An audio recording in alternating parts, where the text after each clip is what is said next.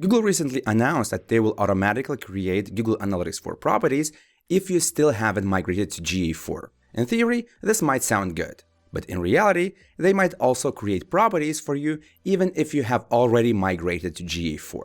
And this has caused a lot of confusion among Google Analytics users. In this video, I will explain what to do about it and, most importantly, what not to do. Here's how I approach migration to Google Analytics 4. Universal Analytics and Google Analytics 4 are two completely different tracking tools.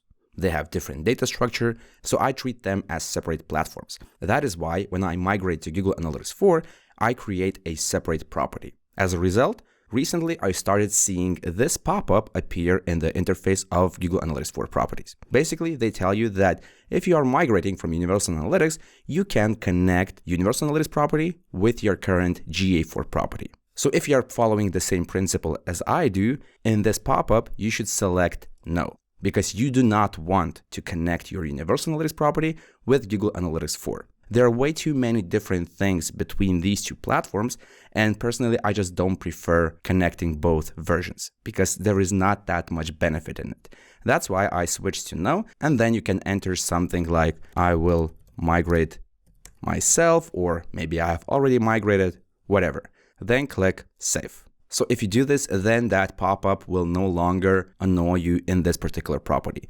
But you might still need to do the same thing in all other GA4 properties if you have created them separately from Universal Analytics. However, recently Google announced one more thing which confused a lot of users, actually including myself. Below this video, I will post a link to a documentation that talks about automatically created Google Analytics 4 properties.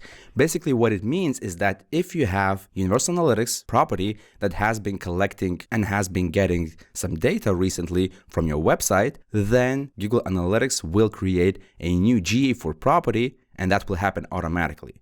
And that property will be connected to your Universal Analytics property. So if you want to learn more about that, take a look at the link below this video. However, keep in mind that Universal Analytics 360, which is a paid version, it will not get those properties created automatically. So again, if you're following the migration principle, the one that I do, which is just creating a separate Google Analytics 4 property, in that case, Universal Analytics does not know if you have migrated or not. That's why Google will soon create a bunch of Google Analytics 4 properties connected to Universal Analytics. And personally, I don't need that because I have already migrated. And in general, I highly recommend that you take the migration process into your own hands. Don't use the automatic migration tools because they are very limited and they will still not cover all the use cases. So you should be in charge of your migration process. Anyway, if you want to disable that automatically created GA4 property, and that is why I recommend, you should go to your Universal Analytics property, not GA4, but Universal Analytics,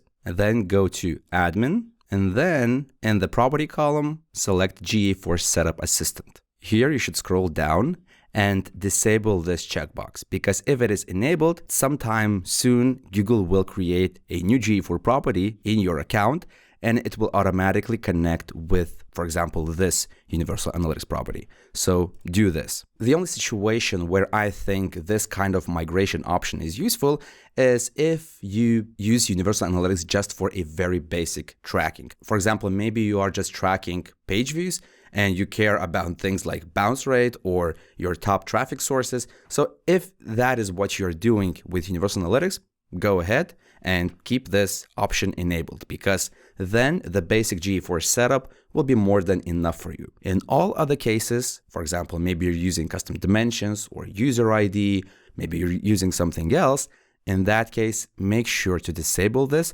And if you haven't yet migrated to GA4, do it now, because actually you are already late. So the sooner you will migrate, the more historic data you will have when Universal Analytics stops collecting data. And eventually, at some point in the future, Universal Analytics will stop showing data in reports as well.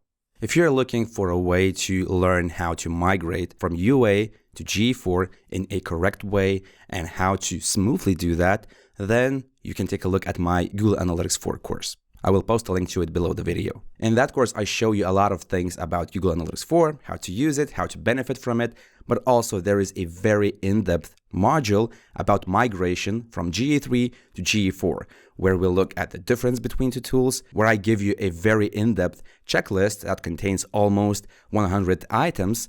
Then we will take a look at how to structure your properties, what to do with data streams, events, conversions. I show you some actual examples of migration.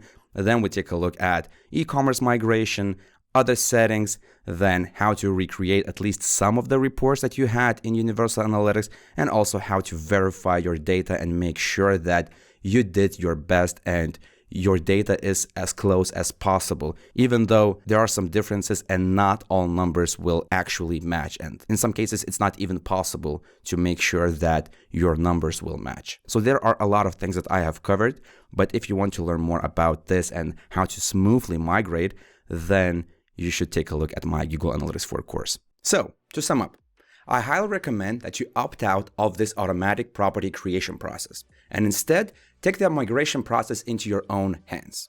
Properly plan the setup and implement Google Analytics 4 based on your business needs. The situation where this automatic property creation is useful is only if you use Universal Analytics for very basic tracking needs. If you found this video useful, hit the thumbs up button below the video. That will help me understand what videos do you like and what should I create in the future. Also, if you want to learn more about Google Tag Manager or Google Analytics 4, then consider subscribing to this channel. My name is Julius, this is Analytics Mania, and I'll see you in the next video.